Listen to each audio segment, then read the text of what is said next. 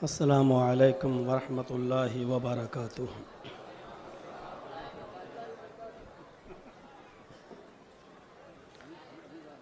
अल्हम्दुलिल्लाह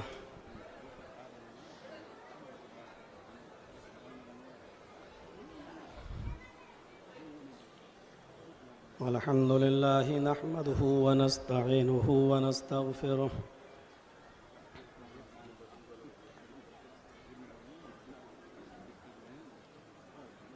व नऊज़ु बिल्लाहि मिन शुरूरि अनफुसिना व मिन सय्यिआति अअमालिना।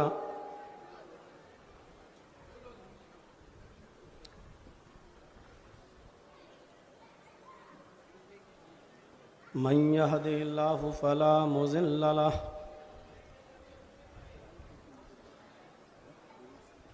व मन युज़लिल्हु फला हादिय लह।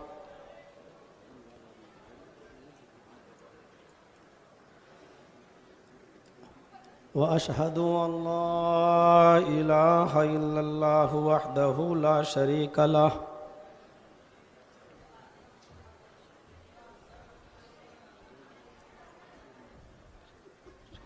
व अशहदु अन्न मुहम्मदन अब्दुहु व रसूलुहु। अम्मा बअद फ़इन्न खैरल हदीस किताबुल्लाह व खैरल हदी हदी मुहम्मदिन सल्लल्लाहु अलैहि वसल्लम व शर्रिल उमूरि मुहदसातुहा व कुल्लु मुहदसतिन बिदअह व कुल्लु बिदअतिन ज़लालह व कुल्लु ज़लालतिन फिन्नार।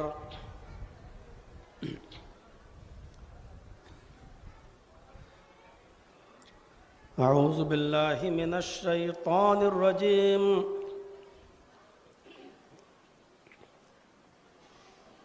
बिस्मिल्लाहिर रहमानिर रहीम।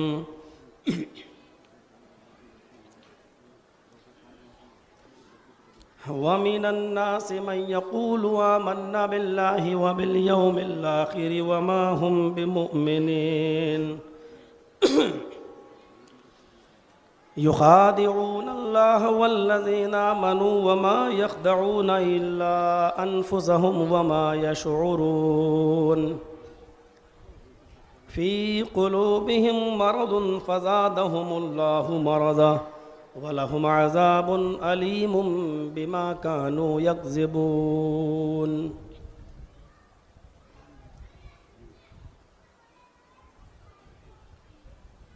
रब्बि इश्रह ली सदरी वयस्सिर ली अमरी वहलुल उक़दतम मिन लिसानी यफ़क़हू क़ौली।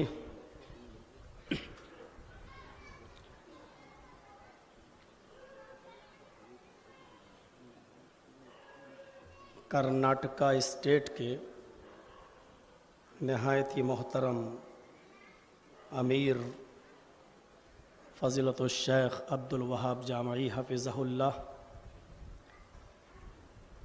और इसी कर्नाटका के नहायत ही फ़आल और मुतहर्रिक नाज़िम, जमियत व जमात के लिए दर्द रखने वाली शख्सियत जनाब मोहम्मद असलम ख़ान हफ़िज़हुल्लाह, जनाब एजाज़ नदवी साहब और नहायत ही आपके इस इलाक़े की मोहतरम शख्सियत जनाब आर के सरदार साहब और हमारे नहायत ही मोहतरम दोस्त और मरकज़ी जमियत अहले हदीस हिंद के नाज़िम उमूमी फ़ज़ीलतुश शेख जनाब मौलाना मोहम्मद हारून सनाबली हफ़िज़हुल्लाह और मरकज़ी जमियत अहले हदीस हिंद के अमीर जो नहायत ही मसरूफ़ियत के बावजूद आपके सफ़र में, आपके इस इलाक़े में सफ़र में हमारे साथ तशरीफ़ लाए, बिहार के प्रोग्रामों में हमारे साथ थे, फिर वहाँ से चल के दिल्ली और दिल्ली से आप तक पहुँचे। और इसमें कोई शक नहीं कि जब से असग़र अली इमाम मेहंदी हफ़िज़हुल्लाह जमीयत व जमात के नाज़िम बने और फिर उसके बाद अब अमीर। तब से हमारी मरकज़ी जमीयत अहले हदीस ने दिन दूनी और रात चौगनी तरक्की अता फ़रमाई और जितना काम शेख असग़र अली इमाम मेहंदी हफ़िज़हुल्लाह की क़यादत में हुआ वो सब आपके सामने इस वक्त मौजूद है और आप देख रहे हैं। इस वक्त करोड़ों की लागत से जो ऑडिटोरियम बन रहा है वो इस बात की दाद दे रहा है। पुरानी बिल्डिंग जो कभी बिल्कुल मिस्मार हो चुकी थी और गिरने के करीब थी, आज वो असर नौ, वो भी दिल्ली जैसे और बिल्कुल उस हसास इलाके के अंदर जो बड़ा महंगा इलाका है जो करोड़ों रुपए की डिमांड कर रही है, वो बिल्डिंग भी अब बन रही है। अल्लाह तबारक व तआला से दुआ कीजिए कि बारे इलाह अमीर मोहतरम का साया तादेर हमारे सर पर बाकी रखे और उनसे मज़ीद जमीयत व जमात के इस्तेहकाम का काम लेता रहे और ये सारे काम हमारे अमीर मोहतरम की नजात का ज़रिया बनाए। अमीर मोहतरम की तबीयत ख़राब थी और हमारे साथ जितने लोग आए हैं, मौलाना हारून साहब, हम लोग सब की तबीयत ख़राब रही।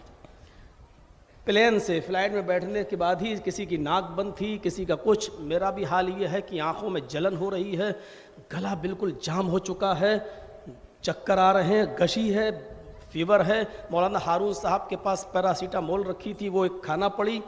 बहरहाल दुआ कीजिए अल्लाह तबारक व तआला से कि अल्लाह शिफाए कामला और आजिला अता फरमाए हम सभी को। वैसे आम तौर पर हम ये सब बताते नहीं जलसों में कि तबीयत ख़राब है, क्योंकि मुल्ला लोग और मौलवी लोग इस मामले बदनाम हैं कि इतने आराम से आते हैं, एसी में सफ़र करते हैं, प्लेन में आते हैं, फिर क्यों बीमार हो जाते हैं, ये लोग समझ में नहीं आता और लोगों की ज़बान पर बहुत सी बातें आ जाती हैं। बहरहाल अल्लाह ताला हम सभी को, जो भी बीमार हैं, उन सबको शिफाए कामला और आजिला अता फरमाए। चित्रा दुर्ग की इस सरज़मीन पर मेरी आमद पहली बार हो रही है। बाकायदा मौलाना हारून साहब ने हमको बताया और उसके बाद असलम ख़ान से हमारी बात भी कराई और ये प्रोग्राम फ़िक्स हुआ। मुझे आज के प्रोग्राम के बारे में बिल्कुल पता नहीं था। ये था कि 3 तारीख को पहुँचेंगे और 4 तारीख को बीजापुर में प्रोग्राम था। वो तो यहाँ उतरने के बाद पता चला, जब वो सफ़र बेंगलोर से जब आपके चित्रदुर्ग की तरफ आने लगे कि आज भी प्रोग्राम है। अल्लाह रब्बुल आलमीन जो लोग सुनने आए हैं उनको और जो इस प्रोग्राम के ज़रिए जहाँ तक आवाज़ पहुँच सके उन सबको कहने और अमल की पूरी पूरी तौफ़ीक़ अता फ़रमाए। जमीयत व जमात का पैगाम दूर तक पहुँचे। मौजू है इस्लाह मुआशरा, जो आप देख रहे हैं बैनर पर। इत्तेहाद मिल्लत के मौजू पर मुख्तलिफ़ लोगों ने आपके सामने गुफ्तगू की है। मैंने भी कुरान करीम की सूरह बकरा की 2-3 आयतें आपके सामने पढ़ी हैं। पहले उन आयतों का सरसरी तौर पर तर्जुमा सुन लीजिए ताकि बात को समझने और समझाने में आसानी हो सके। व मिनन्नासि मन यक़ूलु आमन्ना बिल्लाहि व बिल यौमिल आखिरि वमा हुम बिमुमिनीन। अहले तफसीर ने लिखा है यहाँ मिन तबईज़िया है। कुछ लोग तुम्हें ऐसे भी मिलेंगे जो अपनी ज़बान से ये दावा करेंगे कि हम अल्लाह पर ईमान लाए, व बिल यौमिल आखिर, और क़यामत के दिन पर ईमान लाए। लेकिन उनके इस दावे पर तुम मत जाना, वमा हुम बिमुमिनीन, वो मोमिन नहीं होंगे। कुछ लोग तुम्हें ऐसे मिलेंगे जो अपनी ज़बान से कहेंगे कि अल्लाह पर ईमान लाए, क़यामत पर हमारा ईमान है, वमा हुम बिमुमिनीन, हकीकत इसके बिल्कुल उलट कर होगी, वो मोमिन नहीं होंगे। फिर ऐसा क्यों कह रहे होंगे? हम अल्लाह पर ईमान लाए, क़यामत पर ईमान लाए, वो ऐसा क्यों कहेंगे? युखादिऊन अल्लाह वल्लज़ीना आमनू, वो अल्लाह को धोखा देना चाहेंगे और अहले ईमान को धोखा देंगे। हालांकि अल्लाह उनके धोखे में आ नहीं सकता। अल्लाह को कौन है जो धोखा दे दे? और जो पक्का सच्चा मेरा बंदा होगा मोमिन, वो भी इनके धोखे में आ नहीं सकता। तो ये अल्लाह को और मोमिनों को धोखा नहीं दे रहे हैं, बल्कि हकीकत में ये अपने आप को धोखा दे रहे हैं। वमा यक़दऊन इल्ला अनफुसहुम वमा यशऊरून, इनको पता नहीं है कि ये किनको धोखा दे रहे हैं, ये अपने आप को धोखा दे रहे हैं। ऐसा कर क्यों रहे हैं? फी क़ुलूबिहिम मरदुन फ़ज़ादहुमुल्लाहु मरज़ा, इनके दिलों में बीमारी है। मुफस्सिरीन का यहाँ इत्तिफाक है, मरज़ से मुराद शक की बीमारी। इनके दिलों में शक की बीमारी है, अल्लाह ने उस बीमारी को और ज़्यादा बढ़ा दिया। वलहुम अज़ाबुन अलीमुम बिमा कानू यक्ज़िबून, और इनके लिए बड़ा ही दर्दनाक अज़ाब है। दरअसल इन आयात के अंदर अल्लाह तबारक व तआला ने इंसानियत की सबसे खतरनाक किस्म का जिक्र किया है। इब्न क़य्यिम अल जौज़ी रहमतुल्लाह अलैह ने इंसानियत को 3 किस्मों में बांटा है और कहा है कि इंसानियत को 3 पार्ट्स में डिवाइड किया जा सकता है। इंसानियत की 3 किस्में की जा सकती हैं। पहली किस्म इंसानियत की अहले ईमान, मोमिन जिनको कहते हैं। इंसानियत की दूसरी किस्म अहले कुफ्र, जिनको हम काफिर कहते हैं। अल्लाह ताला ने अहले ईमान और अहले कुफ्र का तस्करा पहले रुकू में कर दिया, सूरह बकरा के पहले रुकू में कर दिया, और अहले ईमान के ताल्लुक से फरमाया उलाइका अला हुदम मिन रब्बिहिम व उलाइका हुमुल मुफ्लिहून, ये लोग अपने रब की हिदायत पर हैं और ये लोग कामयाब होने वाले हैं। और अहले कुफ्र जिनको हम काफिर कहते हैं, उनके ताल्लुक से इसी पहले रुकू में कह दिया खतमल्लाहु अला कुलूबिहिम व अला समइहिम व अला अब्सारिहिम गिशावा व लहुम अज़ाबुन अज़ीम, हमने इनके लिए बड़ा अजाब तैयार कर रखा है। अहले कुफ्र और अहले ईमान का जिक्र पहले रुकू में कर दिया, लेकिन इंसानियत की सबसे डेंजर और ख़तरनाक किस्म, जिसको हम मुनाफिक के नाम से जानते हैं, जिनके बारे में पता नहीं चलता कि ये हमारे हैं या उनके, जिनके बारे में पता नहीं चलता, वो हमसे भी मुसाफा करेंगे और हमारे मुखालिफों से भी गले मिलेंगे, वो हमारी मस्जिदों में भी नमाज पढ़ेंगे और वो गैरों के साथ उठना बैठना लेटना सोना जागना खाना पीना कारोबार बिजनेस शादी ब्याह, वो गैरों के साथ भी इसको जारी रखेंगे। जिनकी सिफत यह बताई इज़ा लकुल्लज़ीना आमनू क़ालू आमन्ना व इज़ा खलऊ इला शयातीनिहिम क़ालू इन्ना मअकुम, जब ये अहले ईमान से मुलाकात करते हैं तो कहते हैं हम तो मोमिन हैं, हम तो ईमान लाए, हम तो तुम्हारे साथ हैं। क़ालू इन्ना मअकुम, हम तो तुम्हारे साथ हैं। व इज़ा लकुल्लज़ीना आमनू क़ालू आमन्ना, जब मोमिनों से मिलते हैं तो कहते हैं हम तो मोमिन हैं, हम तो अहले ईमान हैं, हम तो तुम्हारे साथी हैं। व इज़ा खलऊ इला शयातीनिहिम, और जब ये अपने चेले चपाटों के पास यारों और दोस्तों के पास जाते हैं तो कहते हैं कि हम तो तुम्हारे साथ हैं। ये बड़ी खतरनाक किस्म है और इस किस्म का जिक्र अल्लाह तबारक व तआला ने दूसरे रुकू में किया है।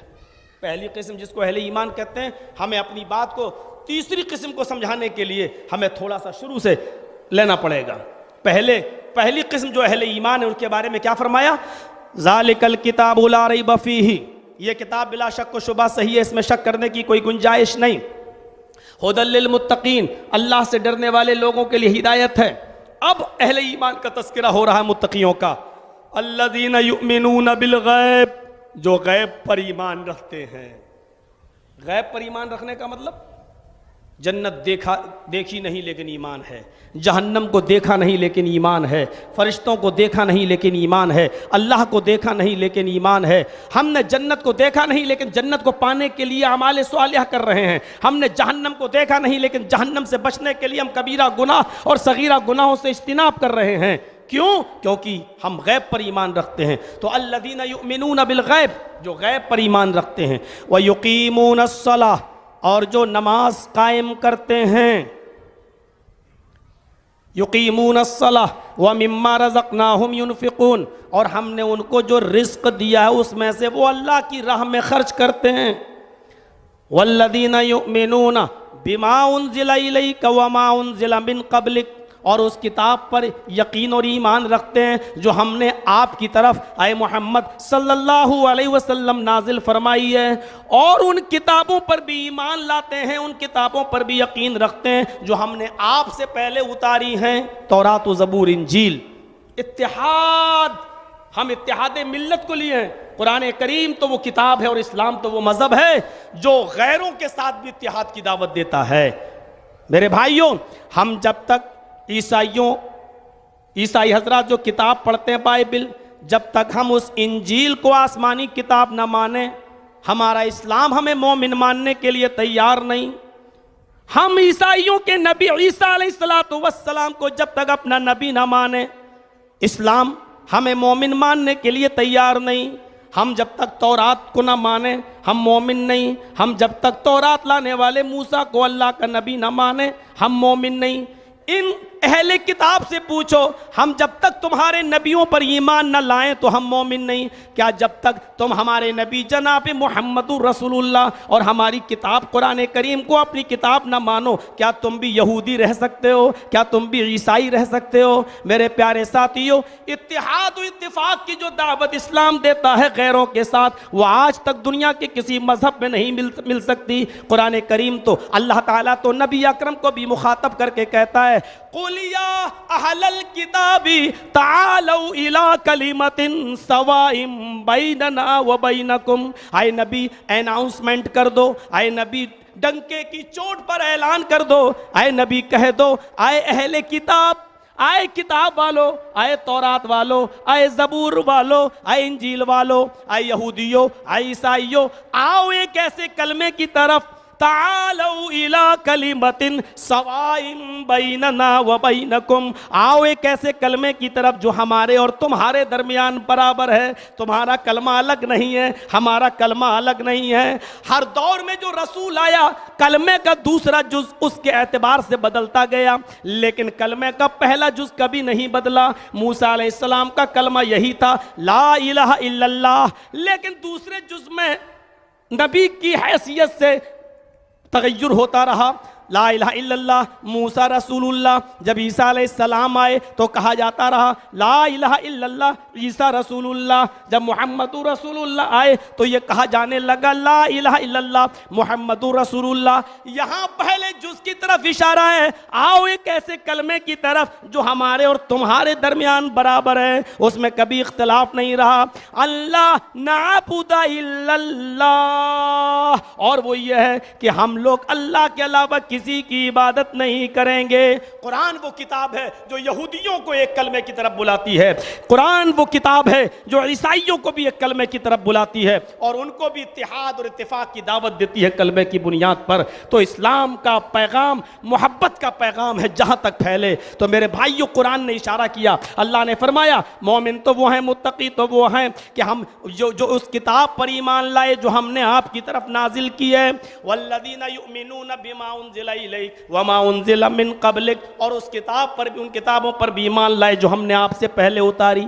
व बिल आखिरति हम यूक़िनून, और क़यामत के दिन पर जो यकीन रखते हैं, ये कौन है? ये मोमिन है। और इनके बारे में अल्लाह ताला ने क्या फरमाया? उलाइका अला हुदम मिन रब्बिहिम व उलाइका हुमुल मुफ्लिहून। यही वो लोग हैं जो अपने रब की हिदायत पर हैं और यही वो लोग हैं जो कामयाब हैं। आप कह सकते हो कि मौलाना इसमें तो कामयाब आ रहा है, मोमिन कहाँ है, ये अहले ईमान कहाँ है? पढ़िए 18वां पारा, जो कामयाब है वही तो मोमिन है। कद अफलहल मोमिनून, मोमिन कामयाब हो चुके हैं। अल्लाह ताला ने मोमिनों को ही तो कामयाब कहा है और यहाँ पर अल्लाह ने कहा यही लोग कामयाब हो चुके हैं, यानी यही लोग मोमिन हैं। तो मोमिनों की औसाफ बताए हैं, ये सिफत। तो पहले रुकू में अल्लाह ताला ने मोमिनों का जिक्र किया और पहले ही रुकू में अब काफिरों का भी जिक्र कर रहा है, क्योंकि इन दोनों वाज़े हैं, अहले ईमान वाज़े, अहले कुफ्र वाज़े, इनसे हम चौकन्ना है। इन्नल्लज़ीना कफ़रू सवाउन अलैहिम अअंज़रतहुम अम लम तुनज़िरहुम ला युमिनून। आए मोहम्मद सल्लल्लाहु अलैहि वसल्लम, जिन लोगों ने कुफ्र किया है आप उनको डराएं या न डराएं, आप उनको समझाएं या ना समझाएं, आप उनको वाज़ व नसीहत करें या ना करें, बराबर है आपका उनको समझाना और ना समझाना। ला युमिनून, ये ईमान लाने वाले नहीं हैं। अल्लाह ने क्लियर कर दिया ये मोमिन नहीं है। इन्नल्लज़ीना कफ़रू सवाउन अलैहिम, जो काफिर हैं बराबर है आपके लिए, उनको समझाएं या अनज़रतहुम अम लम तुनज़िरहुम, आप उनको डराएं या न डराएं, ला युमिनून, वो ईमान नहीं लाएंगे। क्यों नहीं लाएंगे? उसकी वजह बता दी। ख़तमल्लाहु अला क़ुलूबिहिम, अल्लाह ने उनके दिलों पर मोहर लगा दी है। व अला समिअहिम, उनके कानों पर भी मोहर लगा दी है। व अला अब्सारिहिम ग़िशावा, और उनकी आंखों के सामने पर्दा डाल दिया। जब आंखों के सामने पर्दा पड़ जाए तो पर्दे के पीछे क्या है वो हमें दिखाई नहीं देता, यानी हकीकत नज़र नहीं आती। ये दीवार है, ये पर्दा है, इसके पीछे क्या है हमें नज़र नहीं आ रहा, हकीकत क्या है हमें नज़र नहीं आ रही है।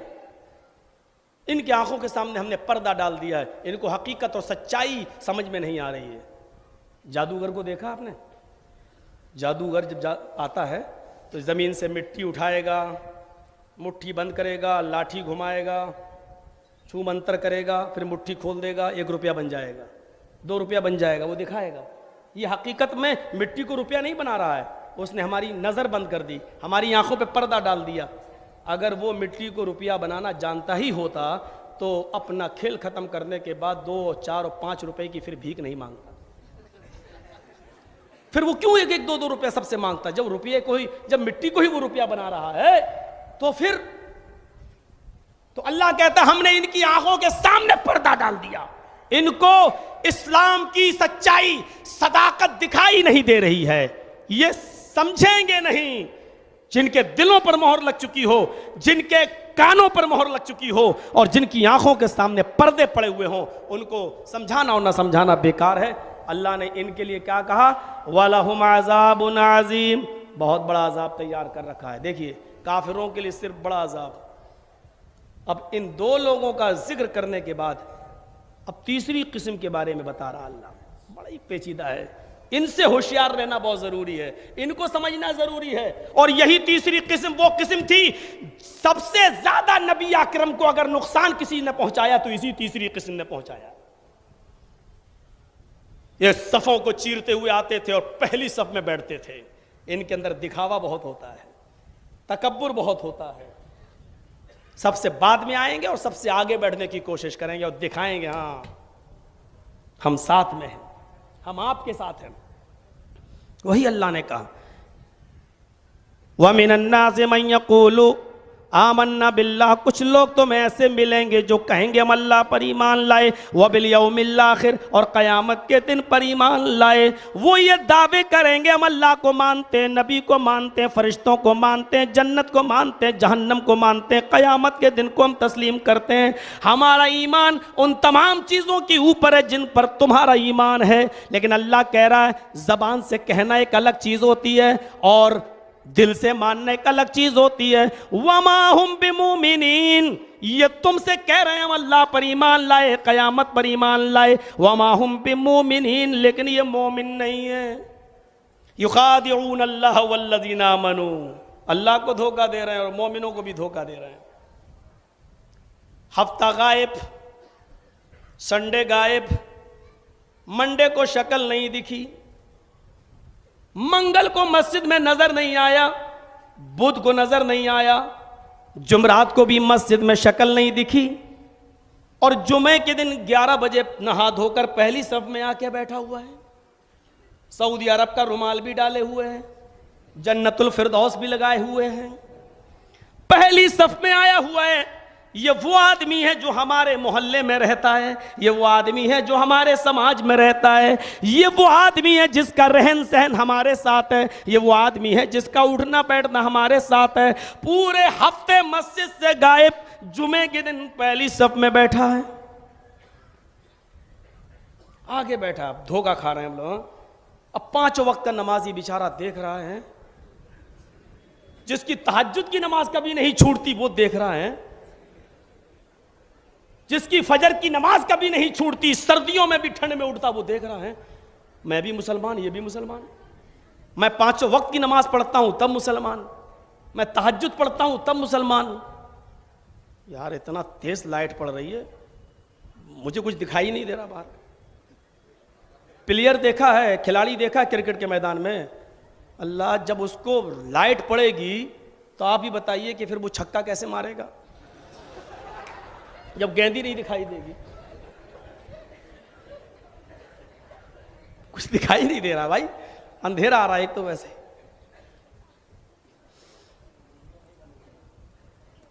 अब स्क्रीन भी इसी से जुड़ी हुई है, मैं समझ रहा हूं। अच्छा सुनिए, तो मैं ये कह रहा था, अब वो बेचारा सोच रहा है 5 वक्त का नमाजी हो, तहज्जुद गुजार, मैं भी मुसलमान, और ये जुमे ही के दिन आता है, ये भी मुसलमान। और जब पांचों वक्त की नमाज ना पढ़कर भी, तहज्जुद ना पढ़कर भी, फजर ना पढ़कर भी, सिर्फ जुमे के दिन नमाज पढ़ने से भी अगर इस्लाम मेरा बाकी है, ईमान मेरा बाकी है, तो फिर मैं बेवकूफ हूं जो पांचों वक्त की नमाज पढ़ रहा हूं? क्या मैं पागल हूं जो पांचों वक्त की नमाज पढ़ रहा हूं? तो अल्लाह कह रहा है, अपने आप को धोखा दे रहा है, क्योंकि न तो अल्लाह धोखे में आ सकता है, न पक्का सच्चा मोमिन। अब्दुल वहाब जामी साहब तहज्जुद गुजार, पांचों वक्त की नमाज पढ़ रहे हैं, मौलाना जर्जीस उनके बगल में खड़े हो गए। अब्दुल वहाब साहब सोच रहे हैं ये तो जुमे के दिन आता है बस, और मैं पांचों टाइम की नमाज पढ़ता, तब मैं मुसलमान। जर्जीस साहब जुमे के दिन नमाज पढ़ते फिर भी मुसलमान? नहीं नहीं, आज के बाद मैं नहीं पढ़ूंगा। नहीं, पक्का सच्चा मुसलमान होगा, फौरन क्या सोचेगा? जर्जी साहब तुम अपनी कब्र में जाओगे, मैं अपनी कब्र में जाऊंगा, तुम्हें अपना हिसाब देना है, मुझे अपना हिसाब देना है। तो अल्लाह ने कहा वमा यख्दऊना इल्ला अनफुसहुम, ये ना अल्लाह को धोखा दे सकता है, ना मोमिन को धोखा दे सकता है, अपने आप को धोखा दे रहा है, अपने आप को। फी कुलूबिहिम मरदुन, शक की बीमारी है, पता नहीं जन्नत जहन्नम है भी कि नहीं, या मुल्ला मौलवी चिल्लाते रहते हैं, जब मरेंगे तब देखा जाएगा है कि नहीं। हम तो रोजाना कब्रिस्तान के पास से गुजरते हैं, कभी किसी मुर्दे के चीखने की आवाज नहीं आती। मौलाना कहते हैं अजाब होगा, अजाब होगा, अजाब होगा। अरे कोई एक तो मुर्दा चिल्लाए, कोई एक तो चीखे, पता नहीं सही भी है कि गलत भी है, कि गलत है, मरेंगे तब देखा जाएगा। फी कुलूबिहिम मरदुन फज़ादहुमुल्लाहु मरदा, इनके दिलों में शक की बीमारी है, अल्लाह ने उस बीमारी को और ज्यादा बढ़ा दिया। ये उसूल है, कोई ये ना कहे कि बीमारी तो अल्लाह ने और क्यों बढ़ा दिया। अल्लाह ताला किसी कौम की हालत उस वक्त तक नहीं बदलता जब तक कि वो कौम खुद आप अपनी हालत के बदलने की फिक्र ना करे, खुद अपने आप को तब्दील करने की कोशिश ना करे। इन्नल्लाह ला युगय्यिरु मा बिकौमिन हत्ता युगय्यिरु मा बिअनफुसिहिम। अल्लामा इकबाल इसका तर्जुमा यूं क्या करते थे कि खुदा ने आज तक उस कौम की हालत नहीं बदली, न हो जिसको खुद ख्याल आप अपनी हालत के बदलने का। जो कौम खुद अपने आप को बदलने की कोशिश नहीं करती, अल्लाह भी नहीं बदलता। चोरी करोगे और बड़े चोर बन जाओगे। और याद है हमारे इलाके का एक डाकू था सुल्तान, बड़ा मशहूर था सुल्तान डाकू। हाय हाय, जब उसको फांसी की सजा सुनाई गई, फांसी की, तो उससे आखिरी तमन्ना पूछी गई कि बताओ तुम्हारी तमन्ना क्या है। तो उसने कहा कि मैं अपनी मां से मिलना चाहता हूं। और जब उसकी मां बुलाई गई तो कहा लो तुम्हारी मां आ गई, अब क्या चाहते हो? कहा मैं ये चाहता हूं कि मेरे सामने मुझसे पहले मेरी मां को फांसी के फंदे पर लटका दिया जाए। कहा क्यों? कहा जब मैं 4 साल का और 5 साल का था, सबसे पहले मेरी मां ने मुझसे कोई चीज मंगाई और मैं पैसे लेके दुकानदार से वो चीज लेने गया तो मैंने एक अंडे की चोरी कर ली थी। और जब मैं अंडा लेके आया, मैंने अपनी मां को दिया तो मेरी मां ने बजाय थप्पड़ मारने के मेरी पीठ थपथपाई और कहा था कि बेटे ये तुमने अच्छा किया, ये हमारी गरीबी में काम आया, जाओ मौका लगा करे तो तुम इसी तरीके की चोरी कर लिया करो। और फिर इस चोरी ने मुझे इतना बड़ा डाकू बनाया है कि देख लीजिए आज हुकूमत की तरफ से मुझे फांसी के फंदे पे लटकाया जा रहा है। एक तरफ सुल्तान डाकू का ये कहना कि देखिए हमें बिगाड़ने में मेरी माँ का ये मामला, मेरी माँ का हाथ था। और इमाम अहमद पढ़िए मुस्नद अहमद के अंदर उस वाक़े की तरफ नज़र डालिए। एक सहाबिया फरमाती हैं कि मेरे घर में एक बच्चा पैदा होता है, जब भी वो बच्चा पेशाब करता था तो मैं उसकी शर्मगाह पर पानी का बर्तन डाल दिया, पानी के बर्तन से पानी डाल दिया करती थी। मेरा बेटा जब चलने के लायक हुआ और पहला दिन था मेरे बेटे के चलने का, तो मैं देख रही हूँ मेरे बेटे को पेशाब लगा, वो मिट्टी का एक प्याला उठाता है, उसमें अपने आप पानी भरता है और वो पानी लेकर पेशाब करने के लिए जा रहा है। वो पेशाब करता है, हालांकि उसको मालूम नहीं है कि इस्तिंजा कैसे किया जाता है, लेकिन जैसे मैं उसकी शर्मगाह पर पानी डाल दिया करती थी वैसे वो अपनी शर्मगाह पर पानी डाल रहा है। मेरी आंखों से आंसू आ गए, मैंने आसमान की तरफ नजर डाली और मैंने कहा आए मेरे परवरदिगार, मैं अपनी तरबियत में कामयाब हो गई। मैं अपने बच्चे को जो सिखाना और समझाना चाहती थी मैं उस मकसद में कामयाब हो गई कि नेपोलियन को कहना पड़ा मदर्स लेप is first college for children. माँ की गोद ये बच्चे का पहला मदरसा, पहली यूनिवर्सिटी होती है। आप अब माँ हैं, अपने बच्चे को जो तालीम और तरबियत अपनी गोद से दे सकती है वो बच्चा यूनिवर्सिटी में पढ़कर BA और MA करके और PhD करके यहाँ तक के डॉक्टर इंजीनियर बन के वो तालीम और तरबियत हासिल नहीं कर सकता। आज भी देख लो, बड़ी बड़ी यूनिवर्सिटियों से पढ़े हुए लोग आज भी नालियों में खड़े होकर, दोनों पैर जमीन पर रखकर खड़े होकर वो पेशाब करते हुए नजर आएंगे। ये यूनिवर्सिटी के फाजिल और फारिग तलबा और स्टूडेंट हैं। कोई पीएचडी किए हुए है, कोई डॉक्टर बना हुआ है, उनको पढ़ाई तालीम तो मिल गई लेकिन तरबियत नहीं मिल सकी है। तरबियत एक माँ दे सकती है। तो मेरे प्यारे साथियों, यहां पर गौर करें, आप गौर करें, क्या कहा कि उनके दिलों में शक की बीमारी, हमने उस बीमारी को और बढ़ा दिया। जब तक हम खुद अपने आप को बदलने की कोशिश नहीं करेंगे, अल्लाह ताला भी हमें नहीं बदलेगा। क्यों? क्योंकि अल्लाह का ये उसूल है, जो कौम खुद अपने आप को बदलने की कोशिश नहीं करती, जो कौम खुद अपने आप को चेंज करने की कोशिश नहीं करती, अल्लाह भी नहीं करता। लैसा लिल इंसान इल्ला मा सआ, जितनी इंसान कोशिश करता है उसको उसका समरा, उसका फल उसको मिलता है। सुल्तान डाकू का किस्सा भी आपके सामने है और उस सहाबिया का वाकया भी आपके सामने है। तालीम और तरबियत देखिए, ये है, हम अपने आप को चेंज करें। अगर आप माँ हैं तो अपनी औलाद को तरबियत दीजिए, आप शौहर हैं तो अपनी बीवी की तरबियत कीजिए, आप बाप हैं तो अपनी औलाद की तरबियत कीजिए, आप भाई हैं तो अपनी बहन की तरबियत कीजिए, आप बेटे हैं तो अपनी माँ की भी तरबियत कर सकते हैं। क्योंकि दीन अच्छी बात कहने से किसी को नहीं रोकता है और तालीम और तरबियत कोई भी किसी अच्छे अंदाज से कर सकता है। इसको कहते हैं कि इज़ा लक़ुल्लज़ीना आमनू क़ालू आमन्ना व इज़ा ख़लऊ इला शयातीनिहिम। ये अल्लाह ने एक मिसाल दी है। इनकी पहचान क्या होगी? मोमिनों से मिलेंगे तो कहेंगे तुम्हारे साथ हैं, और काफिरों से मिलेंगे तो कहेंगे तुम्हारे साथ हैं। आज ये सूरत हाल है या नहीं? पढ़ना मुश्किल है, पढ़ना, चेहरा पढ़ना मुश्किल हो गया है कि ये शख्स जो मौलवी जर्जीस से हाथ मिला रहा है, ये मौलवी जर्जीस का वफादार है या मौलवी जर्जीस के पेट में चुपके से चाकू मारने वाला है? ये कौन है, ये समझना आज के इस दौर में मुश्किल हो गया है। यही सूरत हाल थी जिसने जनाब मोहम्मद रसूलुल्लाह को 50 दिन रुलाया था। आंखों में आंसू थे। और तसव्वुर कीजिए, अम्मा आयशा के ऊपर जो तोहमत लगी थी वो मामूली तोहमत थी। नबी अकरम सल्लल्लाहु अलैहि वसल्लम परेशान थे, 50 दिन तक परेशान रहे। हजरत आयशा सिद्दीक़ा, तफसीर इब्ने कसीर पढ़िए, हजरत आयशा सिद्दीक़ा इजाज़त लेती हैं कि अल्लाह के नबी, आपकी भी तबीयत ठीक नहीं है और आपके अंदर वो मोहब्बत और मिलान मैं नहीं देख रही हूँ जो इससे पहले था। मुझे मेरे अब्बू के घर, मुझे मेरी अम्मी के घर जाने की इजाज़त दे दीजिए। अल्लाह के रसूल ने खुशी खुशी इजाज़त दे दी। 50 दिन तक जनाब मोहम्मद रसूलुल्लाह सल्लल्लाहु अलैहि वसल्लम उसी कश्मकश में रहे।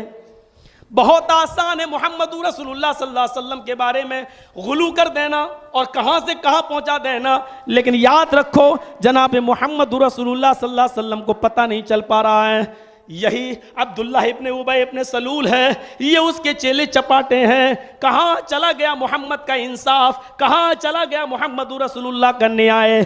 जिना पर इल्ज़ाम लगाने, जिना का जब खबर सुनते थे तो फौरन उसको कत्ल कर दिया करते थे, संसार करने का हुक्म दिया करते थे। ये नबी की बीवी का मामला है तो आज संसार क्यों नहीं किया जा रहा है? लेकिन मोहम्मद रसूलुल्लाह के पास 4 गवाह नहीं है। कोई शख्स ये कहने के लिए तैयार नहीं है कि मैंने अपनी आंखों से इस मंजर को देखा है। मेरे भाइयों, 50 दिन पूरे गुजर जाने के बाद एक दिन अल्लाह के नबी जनाब मोहम्मद रसूलुल्लाह सल्लल्लाहु अलैहि वसल्लम अपनी बीवी आयशा की खैर खबर लेने के लिए पहुंच जाते हैं। यहाँ मंजर देखने के लायक है। तफसीर इब्ने कसीर पढ़िए, हाफिज इब्ने कसीर ने नकल किया है। आप अपनी बीवी अम्मी आयशा के पास बैठ जाते हैं, खैर खैरियत लेते हैं। उन्होंने कहा ठीक है अल्हम्दुलिल्लाह, जिस हाल में हूँ। रोती जा रही हैं, सिर्फ नमाज पढ़ती हैं, मुसल्ले पे रहती हैं और बस सब्र कर रही हैं। अल्लाह के नबी सल्लल्लाहु अलैहि वसल्लम आज मिलने आए तो हजरत आयशा नबी अकरम पर भी इतनी तवज्जो नहीं दे रही हैं। अल्लाह के नबी इस मौके पर भी हजरत आयशा से फरमाते हैं, आयशा आज मैं तुमसे साफ साफ कुछ बात करने के लिए आया हूँ। कहा क्या बात करने आए हैं, बताइए। आयशा, लोगों में जो खबरें फैली हुई हैं मुझे इसके बारे में तुमसे जानना है। तुमने मेरी मोहब्बत में कभी कोई कमी देखी हो तो बताओ। कहा नहीं अल्लाह के रसूल, मुझे आपसे कोई शिकायत नहीं है। फिर मुझे सच सच बताओ, जो अफवाह फैली है वो कैसी है? हजरत आयशा सिद्दीक़ा सिर्फ इतना कहती हैं, इसके बारे में मैं आपको कुछ नहीं बताऊंगी। अगर मैं ये कहती हूँ कि मैंने ये काम नहीं किया, मुझसे ये गलत हरकत नहीं हुई, तो आपको अभी यकीन नहीं आएगा। क्योंकि लोगों ने मेरे बारे में जो तसव्वुरात और ख्यालात आपके दिमाग में भर दिए वो जल्दी निकलने वाले नहीं हैं। और अगर मैं ये कहती हूं कि मुझसे ये काम हो गया तो अभी आपको फौरन यकीन आ जाएगा मेरा मामला सिर्फ हजरत यूसुफ अलैहिस्सलाम की तरह है। फसब्रुन जमील, बस मैं सब्र करती हूं। हजरत आयशा का अपना बयान है, मैं इतना कहकर रुकी ही थी कि हजरत मोहम्मद रसूलुल्लाह की पेशानी पर पसीना आ गया, आपके ऊपर कपकपी तारी हो गई। और यह चीज मैं कई मर्तबा अपने हुजरे में देख चुकी थी। ऐसा तब होता था जब जिब्राइल कोई वही लेकर आया करते थे। मैं समझ गई कि अल्लाह के नबी के ऊपर वही नाजिल हो रही है। अम्मा आयशा का बयान है, मेरे बाप अबू बकर के चेहरे पर सुर्खी आ गई। वो डरने लगे कि पता नहीं जिब्रील मेरी बेटी के बारे में कौन सी खबर लेके आए। मेरी मां भी घबराने लगी कि पता नहीं मेरी बेटी के लिए कौन सा पैगाम आ रहा है। हजरत आयशा फरमाती हैं, लेकिन मुझे चैन और सुकून था, इसलिए कि मैंने जब जुर्म किया ही नहीं था तो मैं क्यों घबराऊं। लेकिन मुझे ये उम्मीद नहीं थी कि अल्लाह ताला मेरी बारात में सूरह नूर के अंदर 18 आयतें नाजिल फरमा देगा। थोड़ी देर के बाद अल्लाह के नबी मुस्कुराते हुए उठे और कहने लगे, आयशा खुश हो जाओ, आयशा खुश हो जाओ, तुम्हारी पाक दामनी का ऐलान अल्लाह तबारक व तआला ने कर दिया है। तुम्हें पाक और साफ होने का ऐलान अल्लाह तबारक व तआला ने कर दिया है। तुम मुजरिम नहीं हो, तुमसे कोई कसूर और कोई गलती नहीं हुई है। अल्लाह के नबी हंसते हैं, हजरत आयशा के चेहरे पर भी मुस्कुराहट आती है। लोगों, हम जिस मकतबे फिक्र से जुड़े हैं जरा उसका पैगाम देखिए। हजरत अबू बकर सिद्दीक की बीवी अम्मा आयशा सिद्दीका कहती हैं, आयशा उठो और जल्दी से तुम मोहम्मद रसूलुल्लाह का शुक्रिया अदा करो, जल्दी से तुम नबी अकरम का शुक्रिया अदा करो।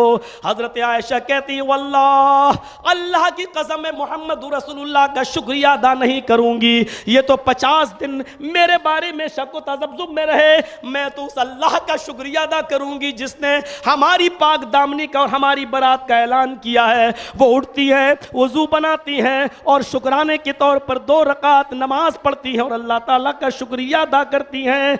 इस मुनाफिकत ने जनाब मोहम्मद रसूलुल्लाह की भी कमर को तोड़ के रख दिया था। सबसे ज्यादा अल्लाह के नबी को जो नुकसान पहुंचा वो इसी मुनाफिकत से पहुंचा है। मेरे भाइयों, आज भी हम मुनाफिकों को पहचान नहीं पा रहे हैं, जो आस्तीनों के सांप बनकर हमारी दरमियान आते हैं।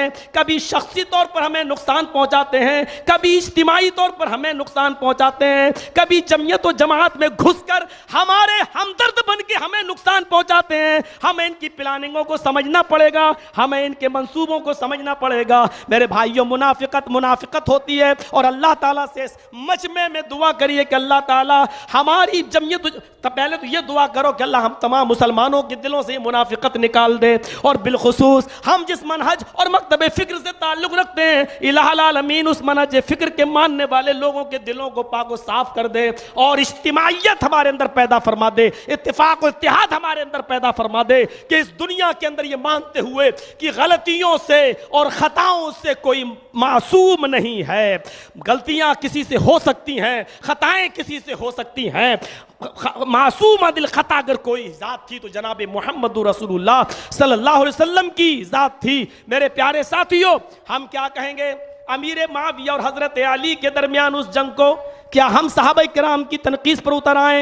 हम क्या कहेंगे उस जंग जुमल के बारे में जो हजरत अली और हजरत आयशा के दरमियान होती है? क्या हम एक दूसरे के ऊपर इल्ज़ाम लगाना शुरू कर दें? मेरे भाइयों, ये जितनी भी जंगें हुई हैं, ये जितनी भी लड़ाइयाँ हुई हैं, ये गलत फहमी की बुनियाद पर हुई हैं और इस्लाम का इनसे कोई ताल्लुक नहीं था। ये सब की सब सियासी थी। मेरे प्यारे साथियों, आप हमारी 1-2 कमियों को उछाल उछाल कर आप बरसरेआम नंगा करना छोड़ दीजिए, हमारी खूबियों को बयान करना शुरू कीजिए। कि मैं आपको एक वाकया बताता हूं। अमीर माविया रजी अल्लाह ताला अन्हु, अमीर माविया रजी अल्लाह ताला अन्हु के घर एक मेहमान आता है।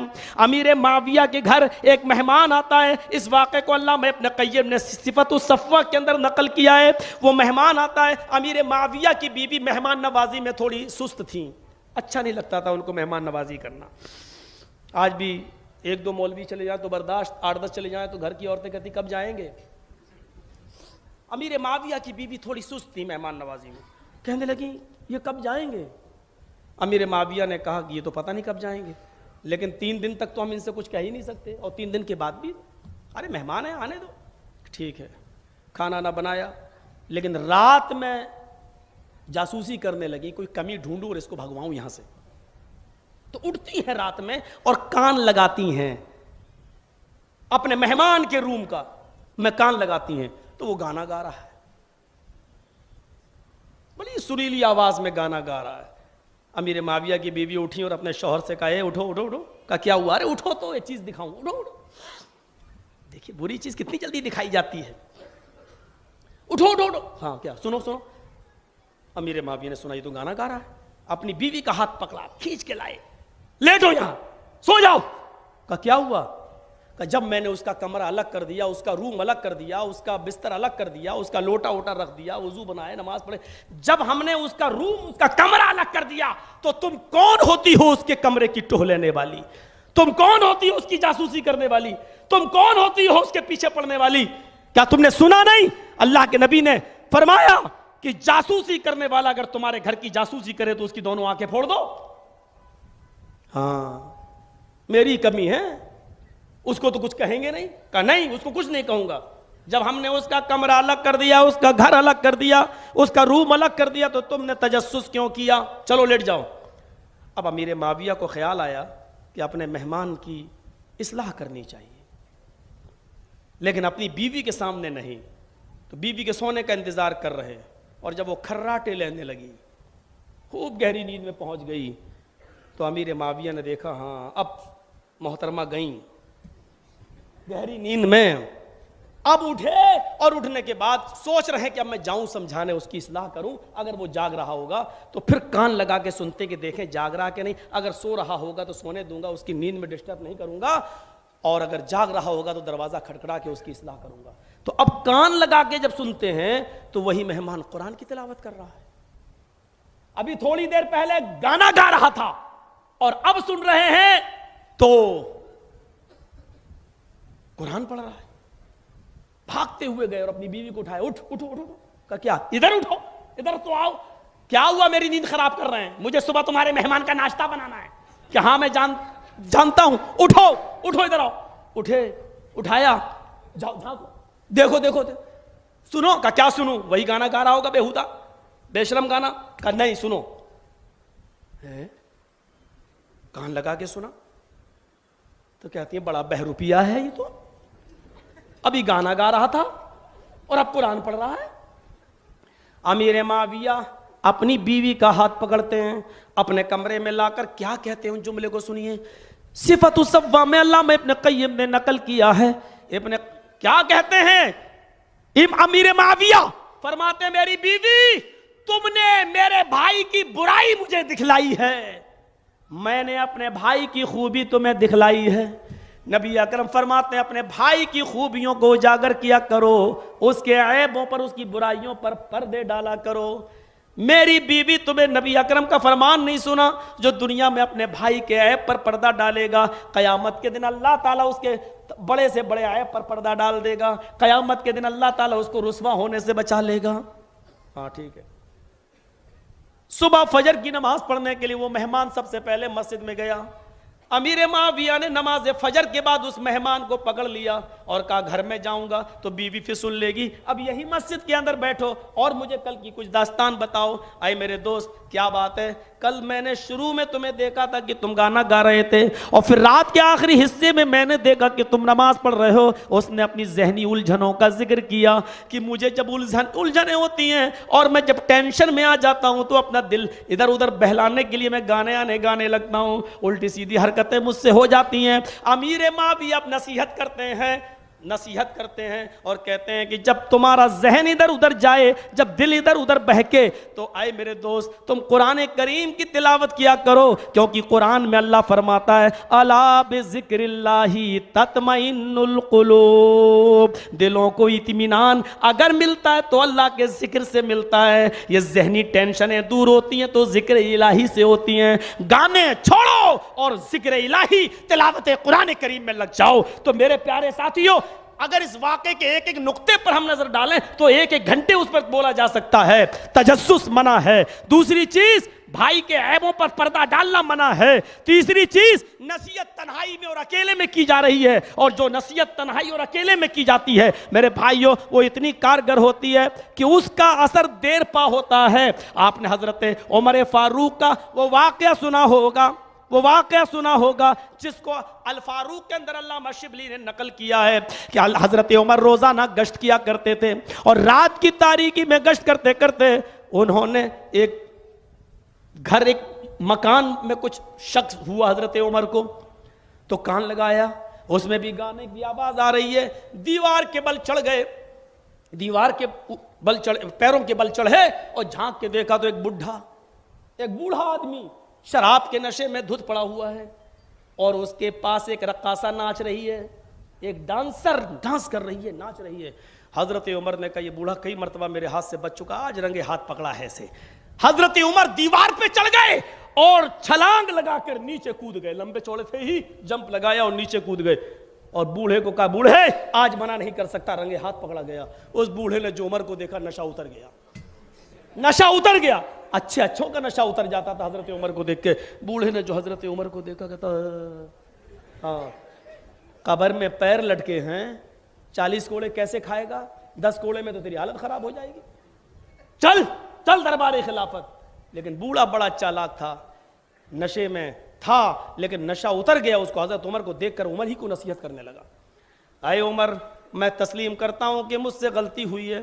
आए अमीरुल मोमिनीन, मुझे अपनी गलती का एतराफ है, झूठ बोलने की जरूरत नहीं है, मैं शराब के नशे में भी हूं, ये रकासा मेरे पास नाच भी रही है, लेकिन आए अमीरुल मोमिनीन, मुझे कोड़े मारने से पहले आप अपनी सजा मुतय्यन कीजिए कि आपको क्या सजा मिलनी चाहिए। आए, मुझे क्यों मिलनी चाहिए, मैंने क्या गलती की है? आए अमीरुल मोमिनीन, आपने एक एक नहीं बल्कि कई गलतियां की हैं। अल्लाह के नबी का फरमान है, नौजवानों, हम शराब के दिलदादा हैं, रसिया बन चुके हैं, लेकिन उस जमाने के बूढ़े लोग जब शराब पिया करते थे, लेकिन शराब के नशे में भी इतना होश रखा करते थे कि उनको कुरान और हदीस की बातें याद रहती थी। आए अमीरुल मोमिनीन, नबी अकरम का फरमान है, जब तुम्हारे दरवाजे बंद हो, खिड़कियां बंद हो और चारों तरफ से मकान जब लॉक हो, तो किसी के घर की जासूसी तुम नहीं करो। अगर कोई तुम्हारे घर की जासूसी करे तो उसकी दोनों आंखें फोड़ दो। आए अमीरुल मोमिनीन, क्या मेरी खिड़कियां खुली थी, क्या मेरा दरवाज़ा खुला था? जब नहीं खुला था तो आपने मेरे घर की जासूसी क्यों की? कौन सी शरीयत आपको इजाज़त देती है? अमीरुल मोमिनीन, आपकी दूसरी खता यह है, गलती यह है कि आप दीवार पर चढ़कर आप मेरे घर में फांद गए और जंप लगा गए कि आपने कुरान नहीं पढ़ा। अल्लाह ताला फरमाता है, जब तुम किसी के घर में दाखिल होना चाहो तो पहले इजाज़त तलब करो। अगर वो इजाज़त दे दे तो आप घर में आइए, अगर इजाज़त ना मिले तो आप घर से बाहर चले जाइए, लौट जाइए। क्या आपने इजाज़त तलब की? आया अमीरुल मोमिनीन, अल्लाह के नबी सल्लल्लाहु अलैहि वसल्लम ने यह भी फरमाया कि जब तुम किसी के घर में दाखिल हो तो अस्सलामु अलैकुम कहकर घर में दाखिल हो। क्या तुम अस्सलामु अलैकुम कहकर घर में दाखिल हुए? आप आए और कूद कर कहा, बूढ़े चल, मैंने रंगे हाथ पकड़ा। हजरत उमर कहते हैं, ठीक है, पहले मैं अपनी इस्लाह करता हूं, उसके बाद तुझे सजा दूंगा। सजा के बारे में कह गए कि मैं पहले अपनी इस्लाह करता हूं, फिर तुझे सजा दूंगा, और निकल आए। हजरत उमर फारूक जब घर से बाहर निकले तो उनके खादिम असलम ने पूछा, अमीरुल मोमिनीन, आपको तो कुछ सुगबुगाहट मिली थी, फिर क्या बात है आप खाली हाथ आ गए? क्या उस घर से आपको कुछ नहीं मिला? हजरत उमर ने फरमाया, आए असलम, इस घर से जल्दी निकलो, आज इस घर से मुझे खजाना मिला है, आज इस घर से मुझे कुरान और हदीस की दौलत मिली है।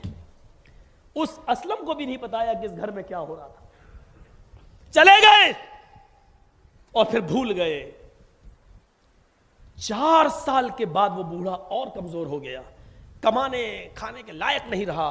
तो वजीफा लेने के चक्कर में कि बूढ़ों को जो हजरत उमर वजीफा देते हैं वो हमें मिल जाए, तो खड़ा हो गया लाइन में। हजरत उमर फारूक की नजर जब उस बूढ़े पर पड़ी तो उसको बुलाया, इधर आओ, इस्लाह मुआशरा है, हम सोचे हम क्या कर रहे हैं, आओ। उस बूढ़े की पर नजर पड़ी तो हजरत उमर ने कहा, शेख इधर आओ, चलो इधर आओ। उसको पहचान लिया। उस बूढ़े ने सोचा, कोड़े आज पड़ेंगे, हालत खराब। उसको अपने घर में हुजरे में ले गए और जो भी मेहमान नवाजी उसकी कर सकते थे अच्छा से अच्छा उसको खिलाया और पिलाया और पानी। कहा बताओ बुजुर्गवार कैसे आना हुआ। उसने अपना दर्द बताया। हजरत उमर फारूक ने हुक्म दिया अपने खादिम को, अपने वजीर को, बैतुल माल के कैशियर को हुक्म दिया कि इसका वजीफा मुतय्यन कर दिया जाए। उसका वजीफा उसकी हैसियत के मुताबिक मुतय्यन कर दिया गया। वो शुक्रिया अदा करने लगा, जज़ाकुमुल्लाह कह के जाने लगा। हजरत उमर फारूक ने उस बूढ़े के कांधे पर हाथ रखकर कहा, बूढ़े आए बुजुर्गवार, पैर कब्र में लटके हुए हैं, मौत का कोई भरोसा नहीं है, कम से कम इस उम्र में तो शराब पीना छोड़ दो और रक्कासा को बुलाकर नाच करवाना छोड़ दो। उस बूढ़े ने रोते हुए कहा, अमीरुल मोमिनीन, जब आप मेरे घर से 4 साल पहले निकले थे और आपने ये कहा था कि पहले मैं अपनी इस्लाह कर लूं, उसके बाद तुझे सजा दूंगा, मैं उस काबे के रब को गवाह बना के कहता हूं, उस दिन से लेकर आज तक मैंने शराब को हाथ नहीं लगाया है और मैंने किसी रक्कासा से डांस और नाच नहीं करवाया है। मेरे लिए दुआ कीजिए कि अल्लाह जब तक मुझे जिंदा रख के इस्लाम पे रखे और खात्मा मेरा ईमान पर हो। मेरे भाइयों, इस्लाह की एक ये कोशिश भी होती है और तन्हाई में भी किसी की इस्लाह की जा सकती है। मेरे प्यारे साथियों, और जिसको हम डांट रहे हैं वो भी नसीहत कर सकता है। इस्लाम ने इसीलिए तो फरमाया, अल मुस्लिम मरातुल मोमिन, एक मोमिन दूसरे मोमिन के लिए आईना है। जिस तरह आईना हमारे चेहरे के ऐब को बता देता है, इसी तरीके से एक मुसलमान दूसरे मुसलमान की कमी को वाज़े कर दे और उसकी इस्लाह करे। लेकिन तन्हाई में, अकेले में उसकी इस्लाह की जाए तो ये ज़्यादा कारगर होती है, ये ज़्यादा मुफीद होती है। मेरे भाइयों, इस दुनिया में कोई भी इतना बड़ा नेक इंसान नहीं है, कोई भी चाहे कितना नेकियां कर ले, लेकिन वो हज़रत जिब्राइल से नेकियों में आगे निकल जाए, फरिश्तों से नेकियों में आगे निकल जाए, इतना बड़ा कोई नेक नहीं है। और कोई आदमी कितनी हरकतें और कितना ही गुनाह कर ले, लेकिन वो इब्लीस से बड़ा सरकश और इब्लीस से बड़ा गुनाहगार नहीं हो सकता है। हम लोग मेरे भाइयों नेकियां भी कर सकते हैं और गुनाह भी हमसे हो सकते हैं। अगर उसका ताल्लुक छिपाने से तो छिपाइए और इस्लाह करने से है तो तन्हाई में इस्लाह कीजिए। मेरे प्यारे साथियों, तन्हाई में इस्लाह के लिए उलमा भी उसके जो है हकदार हैं कि उनको भी, उनकी भी इस्लाह की जाए। और आप भी उसके हकदार हैं कि अगर कोई हमारी इस्लाह कर रहा है तो हम उसका बुरा ना माने। तो ये मुआशरे की इस्लाह इसी तरीके से होती है और इसी तरीके से होनी चाहिए। तो आज हम अपने समाज पे और सोसाइटी पे नजर डालें और गौर करें कि हम क्या कर रहे हैं। वो एक दूसरे के पीछे जब हम पड़ जाते हैं तो हाथ धोकर नहीं बल्कि नहा धो के पड़ जाते हैं। जब तक उसको अभी यहां बदनाम किया उसके मोहल्ले में, मोहल्ले से निकले तो शहर में, शहर से निकले तो पूरे दुनिया में बदनाम करने के लिए सोशल मीडिया में डाल दो, इंटरनेट पे डाल दो। आज जब तक हम ये हरकतें ना कर लें हमें सुकून नहीं मिलता है, हमें सुकून नहीं मिलता है। मेरे प्यारे साथियों, आइए मुनाफिकत की जो निशानियां बताई हैं जनाब मोहम्मद रसूलुल्लाह सल्लल्लाहु अलैहि वसल्लम ने, हम उन 3 निशानियों पर ही गुफ्तगू करके अपनी बात को ख़त्म करेंगे। लेकिन इन 3 बातों में कितना वक्त लग जाए अभी कुछ कह नहीं सकते। थोड़ा सा आप बैठिए। अल्लाह के नबी सल्लल्लाहु अलैहि वसल्लम ने मुनाफिक के बारे में जो पहचान बताई है वो क्या है? बहुत सी पहचानें हैं मुनाफिकत की, लेकिन बड़ी बड़ी जो पहचान बताई है वो ये है। अबू हुरैरा इस हदीस के रावी है, बुखारी में ये हदीस आई है, फरमाते हैं आयतुल मुनाफिक सलास, इज़ा हद्दस कज़ब व इज़ा वअदा अख़लफ़ व इज़ा तुमिना खान। यह हदीस मुस्लिम में भी आई है, लेकिन मुस्लिम के अंदर ये अल्फाज ज़्यादा हैं। आयतुल मुनाफिक सलास व इंसामा व सल्ला व ज़अमा अन्नहु मुस्लिम, इज़ा हद्दस कज़ब व इज़ा वअदा अख़लफ़ व इज़ा तुमिना खान। अब इन दोनों हदीसों का तर्जमा सुन लीजिए। मुनाफिक की 3 अलामतें हैं, हर मुसलमान गौर करें। क्या ये 3 चीज़ें हमारे अंदर तो नहीं पाई जा रही हैं? अगर पाई जा रही हैं तो हम अपने आप को मोमिन कहलाने के लायक हैं या नहीं? हम अपने आप को मोमिन कहलाने के हकदार हैं या नहीं? हम किसी को काफिर नहीं कह सकते, लेकिन हर मुसलमान सोचे। सनाउल्लाह मरसली रहमतुल्लाह अलैह ने लिखा है कि हर मोमिन गौर करे कि वो अपने आप को मोमिन कहने का हकदार है या नहीं। ये 3 चीजें जिसके अंदर पाई जा रही हैं वो मोमिन है या नहीं, हकदार, उस मोमिन कहलाने का हकदार है या नहीं। वो 3 चीजें क्या हैं? ये 3 चीजें जिसके अंदर पाई जाएंगी, इमाम मुस्लिम कहते हैं वो मुनाफिक है। आयतुल मुनाफिक सलास, ये 3 चीजें जिसके अंदर पाई जाएंगी वो मुनाफिक है। व इंसामा व सल्ला व ज़अमा अन्नहु मुस्लिम, वो कितना ही बड़ा रोजेदार हो, वो कितना बड़ा रोजेदार हो, रोजे खूब रखता हो, नफिल भी रखता हो, फर्ज भी रखता हो, अगर वो ये 3 चीजें उसके अंदर पाई जा रही हैं तो वो सोचे कि वो मोमिन कहलाने लायक है। वो सल्ला, नमाजें खूब पढ़ता हो, अजान से पहले मस्जिद में पहुंच जाता हो, खूब बड़ा नमाजी हो, लेकिन ये 3 चीजें पाई जा रही हैं, तो क्या वो मुसलमान कहलाने का हकदार है? सोचिए। वज़ामन्नहु मुस्लिम, और अपने आप को बहुत बड़ा मुसलमान समझता हो, लेकिन उसके समझ लेने से कुछ नहीं होगा।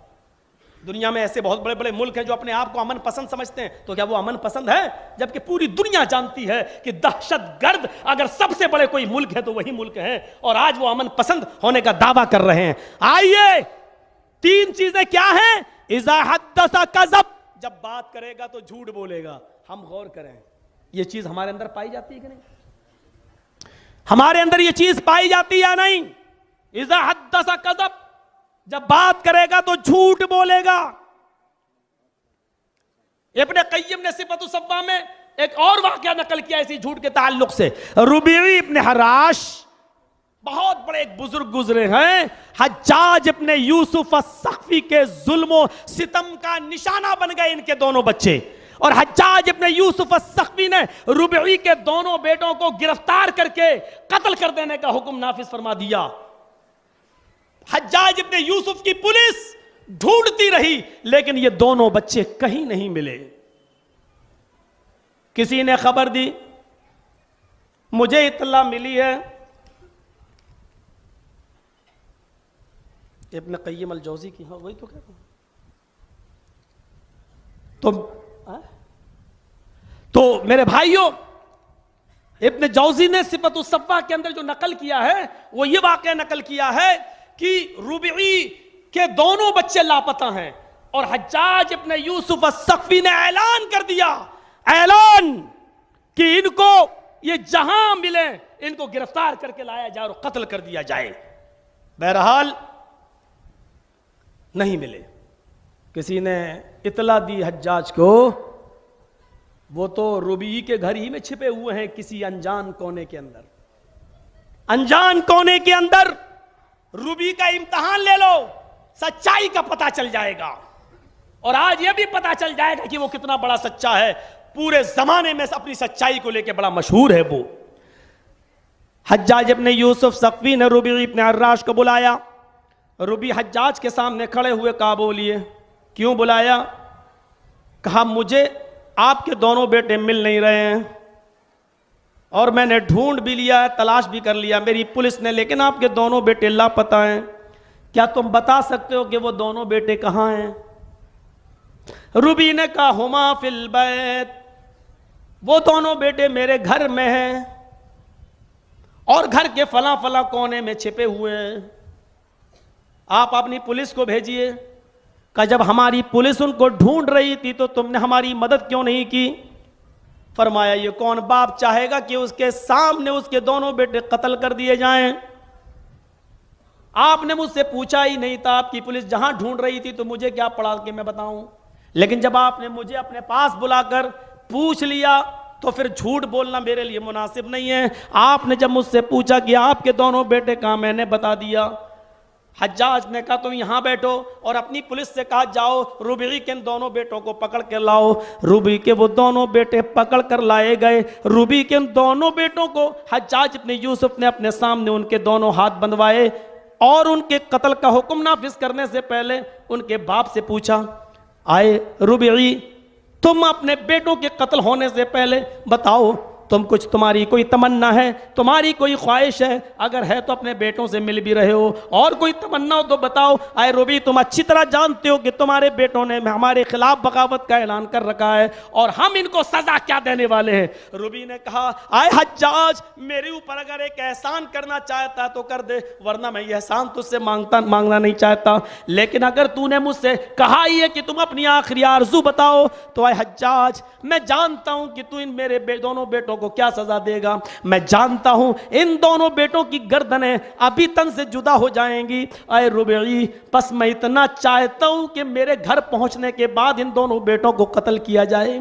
आए रुबीई मैं तेरी जालिम फौज के हाथ से अपने बेटों को अपनी आंखों के सामने मरता हुआ नहीं देखना चाहता। अगर तू चाहता कि मेरे ऊपर कुछ एहसान कर तो मुझे मेरे घर में भेज दे और मेरे बेटों को अपनी जिम्मेदारी में लेके दफन न कर। आए हज्जाज जब मेरे दोनों बेटों की गर्दनें कलम कर दी जाए, तो मेरे दोनों बेटों की लाश को, उनके जिस्म को मेरे घर पहुंचा दिया जाए, ताकि मैं सुन्नत के मुताबिक, जनाब मोहम्मद रसूलुल्लाह के तौर तरीके के मुताबिक उनकी तजहीज़ और तकफीन का इंतज़ाम कर सकूं।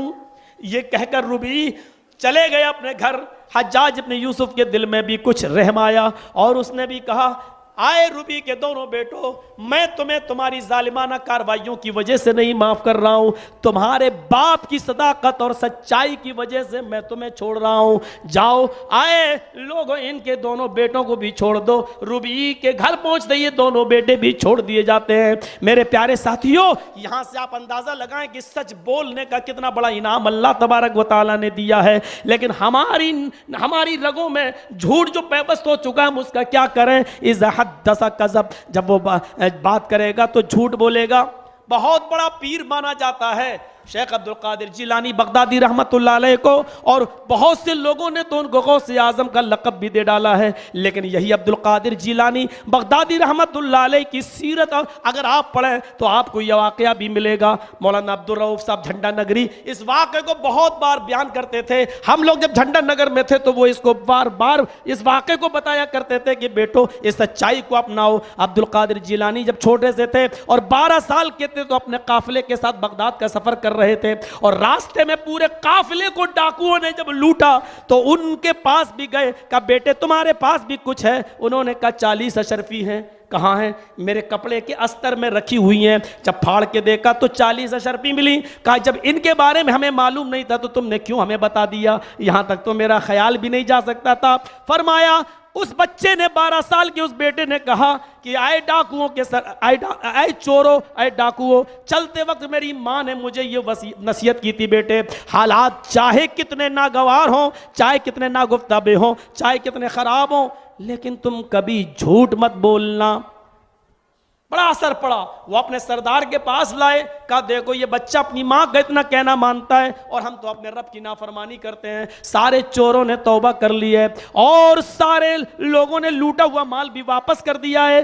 मेरे भाइयों, ये सच्चाई का इनाम होता है, ये सच्चाई का इनाम। इब्न रजब हम्बली ने अपनी किताब तबकात हनाबिला के अंदर एक बड़ा दिलचस्प वाक़या नकल किया है, और वो वाक़या नकल ये किया है कि एक बार अहमद इब्न हम्बल के उस्ताज किसी जंगल की तरफ से उनका गुजर हुआ तो उन्होंने एक टिड्डी देखी। टिड्डी होती है ना, 2 मुर्दा चीज़ें हलाल है, एक मछली और एक टिड्डी। लेकिन टिड्डी हम भी नहीं जानते क्या है। अब कोई हमसे पूछे कि मौलाना साहब टिड्डी क्या, तो हम भी नहीं बता पाएंगे, बस ये सुना है। टिड्डी हलाल है बस। वो एक टिड्डी का टुकड़ा पड़ा हुआ है और एक चींटी उस टिड्डी के टुकड़े पर चढ़ी है और उसको खींचना चाहती है और उसको अपने मस्कन में ले जाकर गिज़ा बनाना चाहती है। कई दिन चलेगा लेकिन वो खींच नहीं पा रही है। अहमद इब्न हम्बल के उस्ताद कहते मैं देखने लगा। थोड़ी देर के बाद वो चींटी ने उस टुकड़े को छोड़ दिया, भागते हुए गई, दौड़ते हुए गई और एक सुराख में घुस गई। मैं देख रहा था। थोड़ी देर के बाद वो सुराख से 20-25 चींटियों का एक झुंड लेकर आई। वो आगे आगे चल रही है और सारी चींटियां पीछे पीछे चल रही हैं, और आकर उस टिड्डी के टुकड़े के पास रुकी। उसके आने से पहले मैंने टिड्डी का टुकड़ा उठा लिया। सुनो, टिड्डी का टुकड़ा उठा लिया। वो चींटी देखने लगी, कहीं नहीं मिला। सारी चींटियां देख रही, कहीं नहीं मिला। सारी चींटियां चली गईं, लेकिन पहली चींटी नहीं गई। उम्मीद थी, देख चुकी थी, चढ़ चुकी थी, खींच चुकी थी। अहमद इब्न हम्बल के उस्ताद कहते हैं मैंने फिर रख दिया। वो फिर दाएं बाएं उल्टे खूब खींचा, लेकिन नहीं, ताकत फिर गई, फिर लेके आई चींटियों को। मैंने दोबारा उठा लिया। सारी चींटियां मायूस होकर फिर चली गईं। फिर मैंने रख दिया, और अब मंजर देखिए, तीसरी बार फिर लेके आई। मैंने फिर उठा लिया। कहते हैं कि सारी चींटियों को गुस्सा आया, ये बार बार मुझे बुला के ला रही है और झूठ बोल बोल के ला रही है, यहां आती हूं तो कुछ मिलता ही नहीं। अहमद इब्न हम्बल के उस्ताद कहते मैंने अपनी आंखों से यह मंजर देखा। सारी चींटियां पहली चींटी के ऊपर चढ़ बैठी, और जब हटी तो उसके टुकड़े टुकड़े हो चुके, पैर अलग, सर अलग। एक चींटी की जान तो मेरे वजह से गई, लेकिन मैंने ये नतीजा अखज़ किया, मैंने ये इबरत हासिल की कि झूठ चींटियों के समाज और मुआशरे में भी पसंद नहीं किया जाता। झूठ चींटियों के समाज और सोसाइटी के अंदर भी पसंद नहीं किया जाता है। मैं इस नतीजे पर पहुंचा, टुकड़े टुकड़े कर दिया। और नौजवानों, एहसास पैदा करो कि एक चींटी है, गैर अशरफुल मखलूकात, अशरफ नहीं है वो, एक चींटी है, वो झूठ बोल रही है। तो चींटियों का समाज, चींटियों की सोसाइटी, चींटियों का मुआशरा अपनी उस मुआशरे में रहने वाली चींटी को जिंदा रहने का हक नहीं दे रहा है। हमारे समाज में तो शराबी भी जी रहे हैं, कबाबी भी रह रहे हैं, जानियों बदचलन भी रह रहे हैं, झूठे भी हैं, बल्कि जो जितना बड़ा झूठा है वो समाज का उतना बड़ा मुअज़्ज़ज़ बना हुआ है। ये अशरफुल मखलूकात का हाल है। इसीलिए अल्लाह ताला ने सूरह नमल एक सूरत ही नाजिल कर दी कि चींटियों से इबरत हासिल करो, और एक वाक़े की तरफ इशारा किया कि एक चींटी तमाम चींटियों को मुखातब करके जो कहती थी, है उस जुमले को याद करो जो सूरह नमल में आया। हजरत सुलेमान का लश्कर जब गुजरने लगा तो एक चींटी तमाम चींटियों को मुखातब करके कहने लगी, वइज़ा अतौ अला वादिन नमली वइज़ा तौबात अला वादिन नमली क़ालत नमलतुन या अय्युहन नमलु दुखुलू मसाकिनकुम ला यहतिमन्नकुम सुलैमानु व जुनूदुहु वहुम ला यशऊरून। जब हजरत सुलेमान का लश्कर चींटियों के वादी के पास से गुजरा, जब सुलेमान का लश्कर चींटियों के वादी के पास से गुजरा तो एक चींटी तमाम चींटियों से कहने लगी, इशारा है वो चींटी अपने कौम की रहबर थी, रहनुमा थी। हम उसको यूं कह सकते हैं कि वो चींटी अपने कौम की प्रेसिडेंट थी। एक चींटी तमाम चींटियों से कहने लगी, या अय्युहन्नमलु दुखुलू मसाकिनकुम, आए चींटियों अपने अपने बिलों में चली जाओ, आए चींटियों अपने अपने सुराखों में चली जाओ, आए चींटियों अपने अपने बिलों में चली जाओ। ला यहतिमन्नकुम सुलैमानु व जुनूदुहु वहुम ला यशऊरून, कहीं सुलेमान और उसका लश्कर हमें कुचल न डाले, कहीं सुलेमान और उसका लश्कर हमें अपने पैरों से रौंद न डाले। कहीं ऐसा ना हो कि उनकी लाइल्मी की वजह से हम मारे जाएं, उनको पता भी ना हो कि हम यहाँ हैं और उनका लश्कर हमें रौंद कर चला जाए। एक चींटी की बात सारी चींटियों ने मान ली। नस्म व नस्क सिखाया जा रहा है। एक चींटी जब सारी चींटियों की बात सारी चींटियां एक चींटी की बात मान सकती हैं, जानवरों में नस्म व नस्क ये है कि वो अपने प्रेसिडेंट, अपने अमीर की बात मानकर और खतरनाक मौत से मरने से बच सकती है, तो तुम तो अशरफुल मखलूकात हो, फिर तुम इख्तिलाफ कैसे करते हो, फिर तुम्हारे दरमियान इंतशार कैसे होता है, फिर तुम एक कायद के झंडे के नीचे अपनी इज्तिमाइयत का सबूत क्यों नहीं देते हो? इत्तेफाक और इत्तेहाद तुम्हारे अंदर से कहां चला जाता है, बल्कि तुम उसको नंगा करने के दर पे आ जाते हो। तुम्हारे अंदर ये सिफतें कहां से आ गई हैं? और ऐसे ही लोगों के बारे में कुरान ने कहा, उलाइका कल अनआम बल हुम अज़ल, ऐसे ही लोग जानवरों की तरह हैं बल्कि उससे भी ज्यादा गए गुजरे। एक चींटी से इबरत हासिल करो। अल्लाह ताला ने सूरह नमल के नाम पर पूरी सूरत नाजिल करके नज़्म व नस्क बतला दिया है कि एक चींटी तमाम चींटियों को मुखातब करके जब ललकार सकती है और तमाम चींटियां एक चींटी की अपने अमीर और सरदार की बात मानकर महफूज रह सकती हैं, तो ये नज़्म व नस्क हमारे अंदर क्यों नहीं आ सकता है? अल्लाह ताला हम सबको इज्तिमाइयत और इत्तिफाक और इत्तिहाद के एक प्लेटफार्म पर जमा होने की तौफीक अता फरमाए। मेरे प्यारे साथियों, ये था चींटियों के अंदर भी एक मामला जो मैंने बताया। झूठ उनके अंदर भी पसंद नहीं है। एक ही चीज पर दो दो तीन तीन वाक्य सुनाएंगे तो फिर गड़बड़ हो जाएगा। इज़ा हद्दसा कज़ब, जब बात करता है तो झूठ बोलता है। दूसरी चीज व इज़ा वादा अखलफ, जब वादा करता है तो वादा खिलाफी करता है। हम गौर करें, समाज में देखें, सोसाइटी में देखें, अंदाजा लगाएं। अल-खसाइस में अल्लामा स्यूती रहमतुल्लाह अलैह ने नकल किया है कि एक दिन अल्लाह के रसूल सल्लल्लाहु अलैहि वसल्लम का वादा किसी से हो गया। उसने कहा वो चीज मेरे घर पे रखी हुई है, आपने कहा मैं इंतजार कर रहा हूं, लेकर आओ, जाओ। उसने कहा मैं अभी आता हूं। वो गया लेकिन भूल गया। 3 दिन के बाद गुजरा तो देखा अल्लाह के रसूल उसी जगह पर बैठे हुए। कहा अल्लाह के रसूल फिदा का अभी व उम्मी या रसूलल्लाह, मेरे माँ बाप आप पर कुर्बान, मैं तो भूल गया। आपने कहा तुम भूल गए, लेकिन मैं अपना वादा नहीं भूला था। मैंने कहा था मैं यहीं इंतजार करूंगा, मैं यहाँ तुम्हारा इंतजार कर रहा, बस नमाज के लिए मस्जिद जाता था और फिर यहाँ आ जाता था, मैं अपना वादा नहीं भूला था। ये क्या है? क्या आप उसको बुलवा नहीं सकते थे? किसी के जरिए खबर नहीं दे सकते थे? क्या किसी को भेजकर आप उसको तलब नहीं कर सकते थे? लेकिन नहीं, आप अंदाजा लगाइए कि क्या था। ये एक पैगाम था कि वादे की अहमियत क्या है, वादे की अहमियत। अल फारूक पढ़ी अल्लामा शिबली की, हुरमुज या हुरमुजान नाम का एक बड़ा शातिर दिमाग का एक शख्स गुजरा है। हुरमुज भी बयान किया जाता है और हुरमुजान भी उसका नाम बयान किया जाता है। हुरमुजान को ज्यादा तरजीह दी है अल्लामा शिबली ने। मेरे भाइयों, जरा इस वाकये की तरफ नजर डालिए, आपको बड़ी इबरत मिलेगी। हुरमुजान पकड़ा गया, कई मुसलमानों का कातिल, हजरत उमर ने उसको पकड़ते ही कत्ल करने का हुक्म सादिर कर दिया था, पकड़ा गया। हजरत उमर फारूक को खबर दी गई कि आप हुरमुजान को देख लें, वो पकड़ा गया। आपने फरमाया उसके कत्ल से पहले मुझे उसका दीदार कराओ। बड़ी बहादुरी के उसके चर्चे सुने, देखें वो कौन है। हुरमुजान के पास जाते हैं, फिर ऐलान कर दिया जाता है कि ये फला दिन कत्ल कर दिया जाएगा, फला दिन लोगों की भीड़ लगी है, हुरमुजान आज कत्ल किया जाएगा। लेकिन हुरमुजान भी कम शातिर दिमाग का नहीं है, उसका दिमाग भी बहुत होशियार, बहुत ही दूर की सोचता है। अब वो हजरत उमर उसके कत्ल का हुक्म नाफिज कर रहे हैं और हुरमुजान अपने आप को कत्ल से बचाने के लिए अपना दिमाग चला रहा है। हजरत उमर उसके पास जाते हैं, जल्लाद को हुक्म देते हैं अब इसको कत्ल कर दो, आज वो दिन आ गया है। आए हुरमुजान, तेरी कोई आखिरी तमन्ना, आखिरी आरज़ू हो तो बताओ। उसने जज्बात के लहजे में थोड़ा सा सख्त जुमला इस्तेमाल किया, आए उमर अपने जल्लाद को हुक्म दे कि मेरी गर्दन काट दे, तेरी हिम्मत नहीं है कि तू मेरी आखिरी आरज़ू पूरी कर सकता है। एक जज्बात, भड़काना, गुस्सा दिलाना। हजरत उमर गुस्से में नहीं आए, कहा नहीं, अगर जायज तेरी ख्वाहिश होगी तो मैं जरूर पूरा करूंगा। मेरे इस्लाम ने मुझे ये नहीं सिखलाया कि किसी की जायज तमन्ना पूरी ना की जाए, वो भी मौत के वक्त। बताओ क्या है?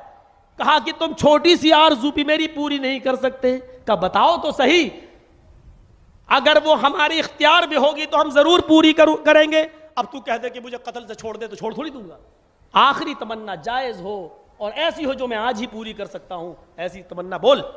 कहता है कि अमीर हाय उमर, दो चीजें हैं। पहली चीज तो यह है कि मैं इस जल्लाद के हाथ कत्ल नहीं होना चाहता, मैं चाहता हूं कि आपके हाथ से मैं कत्ल हो जाऊं, ये कत्ल का काम आप करें। मैंने अपने इलाके में सुना है कि जब आप किसी को कत्ल करते हैं तो हाथ थर्राता नहीं है, कांपता नहीं है और एक ही बार में उसकी गर्दन तन से जुदा हो जाती है। हजरत उमर ने कहा ठीक ही सुना है तूने। तलवार अपने हाथ में ले ली, चल ये तेरी नेक ख्वाहिश मैं पूरी कर दूंगा। दूसरी कहा उमर, दूसरी आरज़ू ये कि ये कुआं जो दिखाई दे रहा है इसका पानी तुम लेकर आओ और पानी का प्याला मेरे हाथ में दो, मैं आपके हाथ से लाया हुआ पानी पीना चाहता हूं, लेकिन ये पानी आप लेकर आओगे। हजरत उमर ने कहा अच्छा, ये एहसास दिलाना चाह रहा कि मैंने आखिरी वक्त में भी गुलामी करवा ली, लेकिन चल मैंने वादा किया था जो मेरे इख्तियार में होगा मैं उसको जरूर पूरा करूंगा। गए, पानी अपने हाथ से लिया और हुरमुजान के हाथ में दे दिया। तलवार तो मियान से निकली हुई थी। अब वो बड़ा शातिर दिमाग का, ऐसे पानी पीता है, ऐसे करता है जैसे उमर फारूक को ये बता रहा हो कि मैं डर रहा हूं। 2-3 बार किया।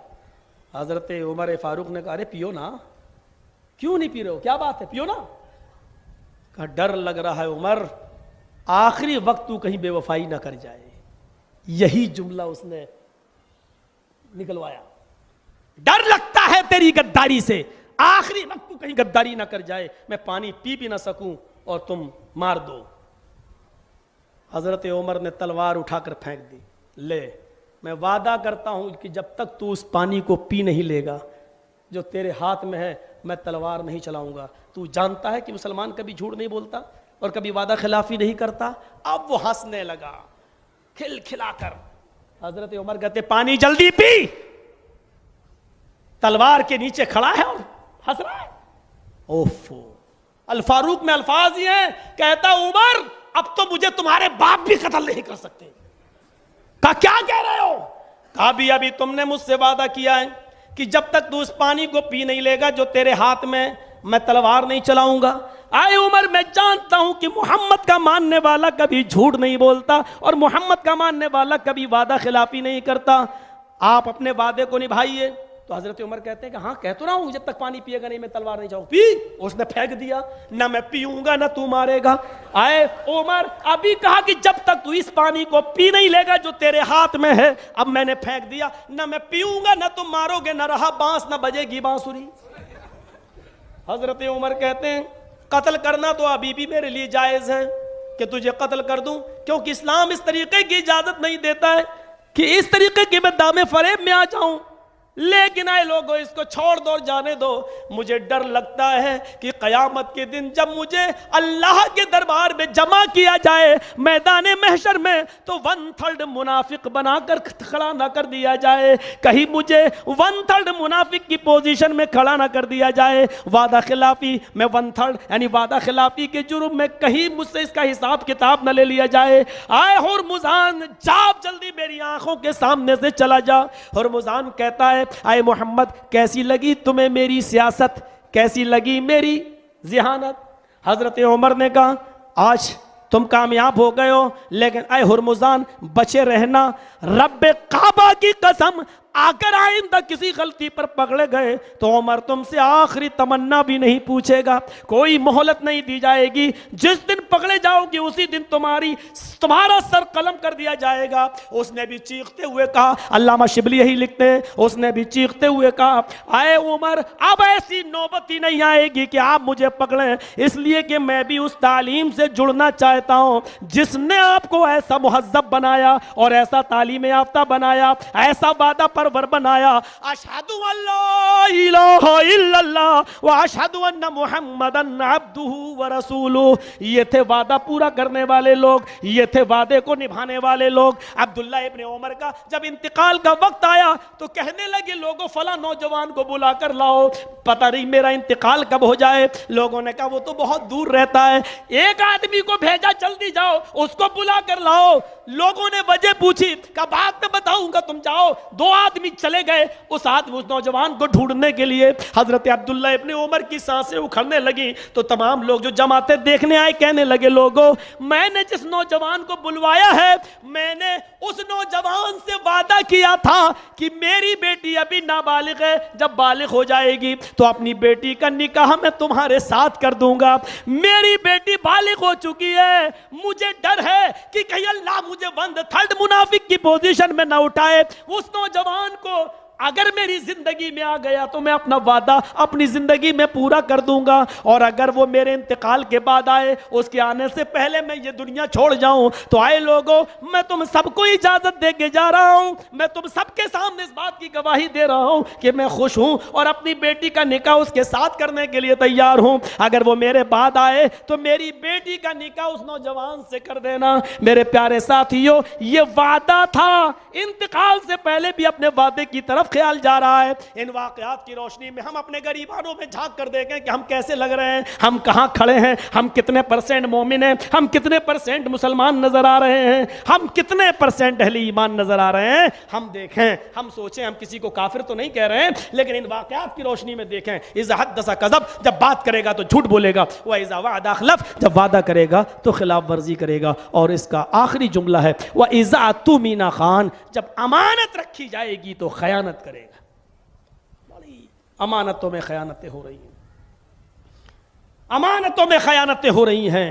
और अमानत में खयानत यही नहीं है कि मौलाना जर्जी साहब के पास आपने 100 रुपए रखे, 1 हफ्ते के बाद आए और जर्जी साहब ने कह दिया कब रखे थे, भाग छूट। यही नहीं है, बहुत सी ऐसी अमानतें हैं जिनको हम अमानत तसव्वुर नहीं करते हैं। अमानत, मशवरा भी एक अमानत है, मशवरा भी एक अमानत है। अगर आपसे कोई शख्स पूछ रहा है कि मेरी बेटी के पास फला लड़के का पैगाम आया है, उस लड़का आपका पड़ोसी है, बताइए उसका रहन सहन कैसा है। अब आपने सोचा मेरे बेटे का निकाह तो हुआ नहीं था इस लड़की से, उसके बेटे का गया। अब उस लड़के में 50 बुराइयां गिना डाली हो, 50 किस्म की बुराइयां गिना कर उसको ऐसा बना दिया कि वो मुजरिम हो गया और निकाह खत्म, पैगाम खत्म। हज्जाज इब्ने यूसुफ गया। तमाम तबीब और हकीमों ने यह मशवरा किया हज्जाज इब्ने यूसुफ के जमाने में कि जिसके पास भी हज्जाज आए तो सब लोग कहना कि तेरा पैर काटा जाएगा। सब ने मशवरा किया, जिसके पास भी आए सब यही कहना कि तेरा पैर काटा जाएगा। कोई ये ना कहे कि यहां से ऑपरेशन होकर सही हो जाएगा, सब कहना कि तेरा पैर काटा जाएगा। सब हकीमों ने, उस शहर के सारे बड़े बड़े हुक्मा ने यह तय कर लिया। हज्जाज इब्ने यूसुफ एक हकीम के पास गया, उसने कहा काटा जाएगा। दूसरे के पास गया, काटा जाएगा। भाई मैं इलाज कराने आया, कहा काटा जाएगा। सब ने कहा। एक और हकीम के पास गया, बड़ा नेक, उसने कहा देखो मैं इलाज कराने नहीं आया हूं तुम्हारे पास, मुझे मशवरा बताओ कि मेरा पैर यहां से कोई रास्ता है बचने का, मैं मशवरा करने आया हूं। क्या है? उन्होंने कहा ये बताओ इलाज कराने आए हो या मशवरा करने? कहने लगे कि मशवरा करने। कहा कि यहां से ऑपरेशन होगा, यहां से काटा जाएगा, यहां से ये होगा और सही हो जाओगे और चलने लगोगे।